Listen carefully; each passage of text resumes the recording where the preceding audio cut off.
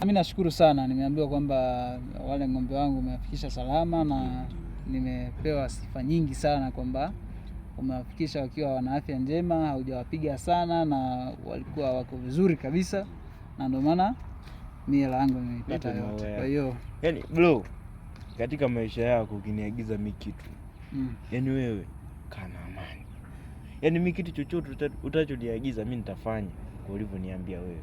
Kwanza hapa niombe radhi, siku ile nilikutimua kwa sababu ya lugha zako zile na nini, lakini baadaye nikaona mimi ni binadamu ambaye bado natafuta. Kuna siku naweza nikaanguka, wewe ukainuka, ukaja kunisaidia.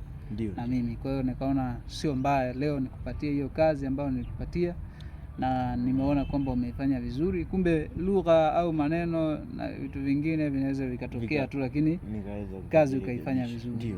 Kwa hiyo naomba sasa uendelee kutumia lugha vizuri, usiwe na maneno ya ajabu ajabu. Hapa kazi zipo nyingi, yani hapa wewe kazi zipo nyingi, utachoka wewe mwenyewe kufanya. Kwa hiyo karibu tena na asante sana kwa kweli.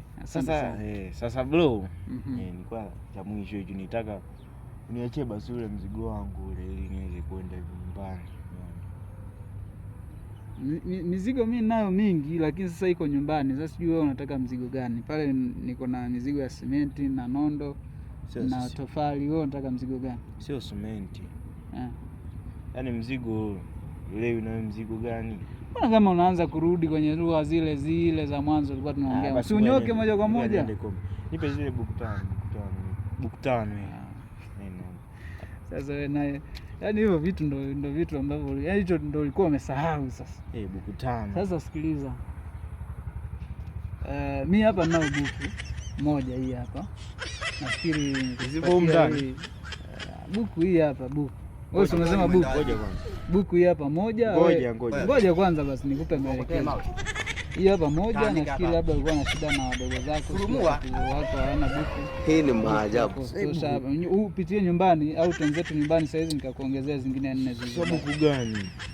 Sasa umesema buku wewe mwenyewe.